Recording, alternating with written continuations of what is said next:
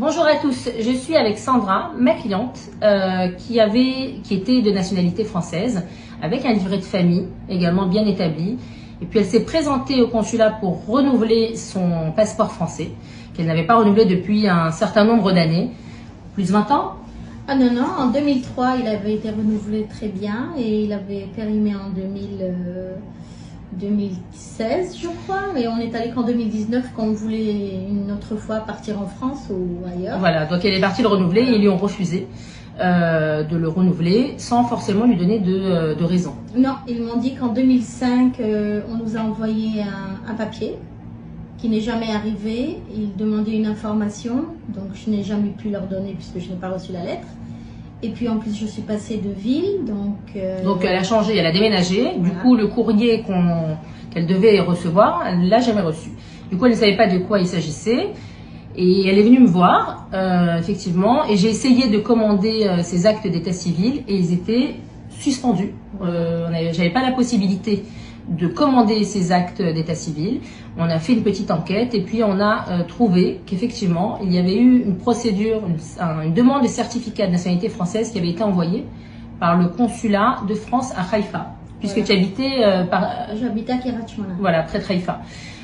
Étant donné que Sandra n'a pas répondu aux nombreuses relances du tribunal en France, puisqu'elle n'a jamais reçu le courrier, puisqu'il n'y a pas eu de changement d'adresse, de fait, le dossier a été clôturé, il a été clôturé et du coup ces actes d'état civil ont été suspendus puisque pendant cette période-là, elle n'avait plus la nationalité française.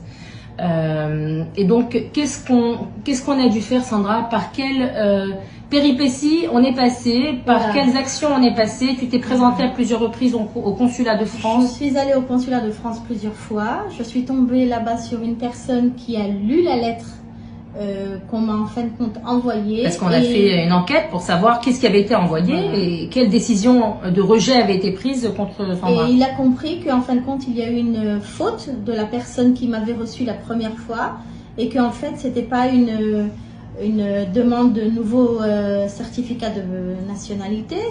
Il devait avoir un papier de la famille. On aurait pu régler ça très très vite, mais comme ils n'ont pas lu la lettre comme il fallait dès le début, donc ils ont directement dit non, non, vous êtes bloqué, vous ne pouvez plus rien faire, vous devez refaire tout votre certificat de nationalité dès le début. Bon, et quand vous envoyez une demande de certificat de nationalité française, vous prenez des risques.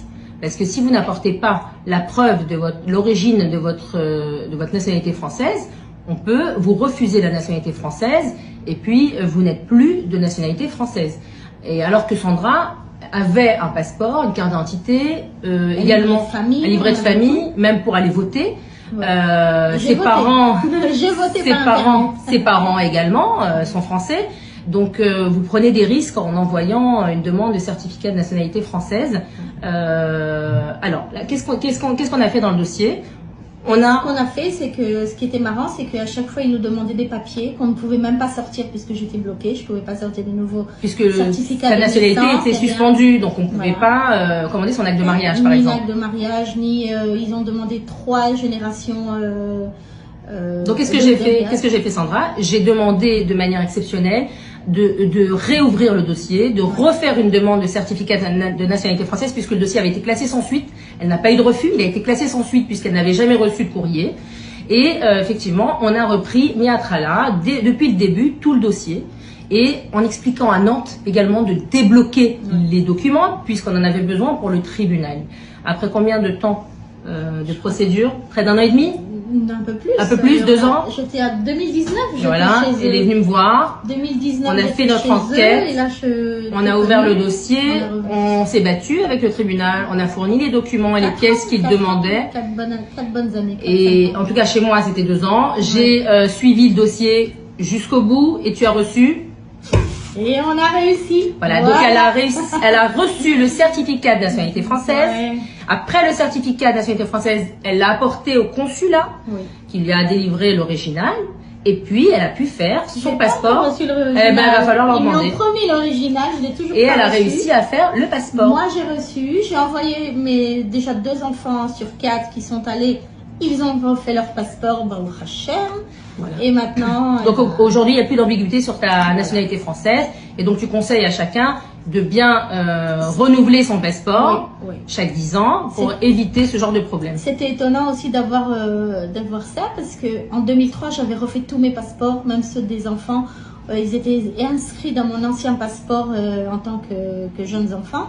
En 2003, pour partir à l'étranger, on avait tout refait. Donc il n'y avait aucune raison en 2005 de nous envoyer en fin de compte une lettre. Aucune raison. Est-ce que tu recommandes mes services? Ah oui. Ah oui, alors là, je vous recommande Galit. Elle est avec vous. Elle est très têtue et elle va jusqu'au bout. Et Baruch Hashem, grâce à elle, on a mis de l'ordre. On a tout remis. On a mis de l'ordre et on vous a rendu la nationalité française qui était BACPA, qui était suspendue. Voilà, donc vous avez besoin d'aide dans vos procédures administratives auprès des autorités en France. N'hésitez pas, faites appel à nos services comme Sandra. On ne vous laissera pas tomber. On s'occupera de vous jusqu'au bout, même si c'est de longues procédures. Merci Sandra pour ta confiance. Avec plaisir, merci à toi.